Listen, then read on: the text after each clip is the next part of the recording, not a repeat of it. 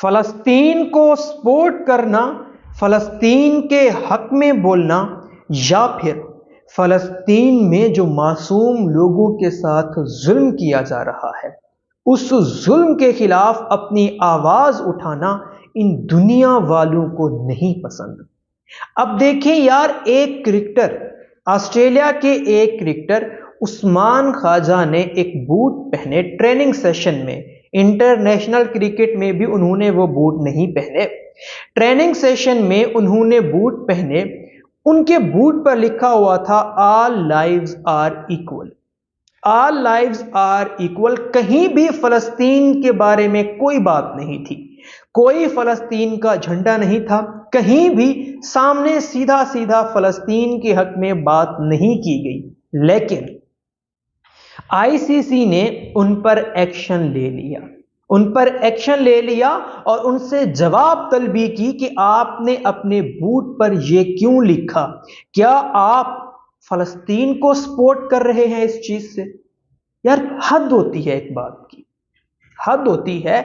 चलें, अगर मैं तो चाहता हूं सबसे पहले कि पूरी दुनिया में, खास तौर इन जैसे लोगों को जिनको पूरी दुनिया देखती है, इनको तो ये करना चाहिए है कि यार आप फलस्तीन के हक में बात करें। इसी आईसीसी को चाहिए है कि वो एक ऐसी चीजें सामने लेके आए जिससे दुनिया को ये पैगाम जाए कि यार फलस्तीन में मासूम लोगों के साथ जुल्म किया जा रहा है। लेकिन वो क्या करते हैं यार, एक बंदे ने अपने बूट पर सिर्फ इतना लिखा हुआ है ऑल लाइव्स आर इक्वल, आप उस पर एक्शन ले रहे हैं, आप उस पर एक्शन लेकर कहते हैं कि आप हक में बात कर रहे हैं फलस्तीन में जो मासूम लोगों के साथ जुल्म हो रहा है उस पर, उनके हक में आप बात कर रहे हैं। अफसोस होता है इस तरह की चीजों पर, इस तरह की चीजें जब हमारे सामने आती हैं तो फिर शायद ये समझ आती है कि ये जो दुनिया वाले हैं ये चाहते हैं कि दुनिया में जितना जुल्म हो रहा है होता रहे,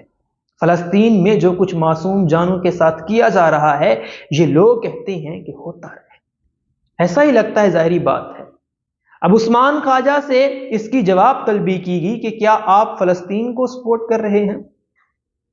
तो उस्मान ख्वाजा कहते हैं कि देखें, मैं फलस्तीन को सपोर्ट सीधा सीधा नहीं कर रहा था, लेकिन उन्होंने कहा कि मेरा मतलब ये था।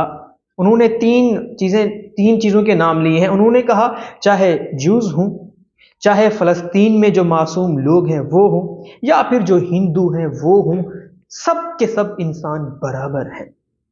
उन्होंने मजीद कहा कि मेरी 2 बेटियां हैं, मैं उन मासूम बेटियों को देखकर कहता हूं कि यार जो कुछ फलस्तीन में मासूम लोगों के साथ हो रहा है अगर इनके साथ होता तो मैं क्या करता।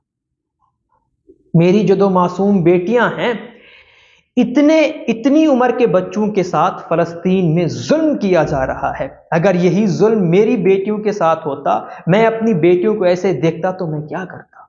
उन्होंने कहा कि मैं इसी बिना पर सिर्फ ये पैगाम देना चाह रहा था कि यार दुनिया के जो इंसान हैं बराबर हैं, ये जुल्म, ये तमाशे खत्म कर दें।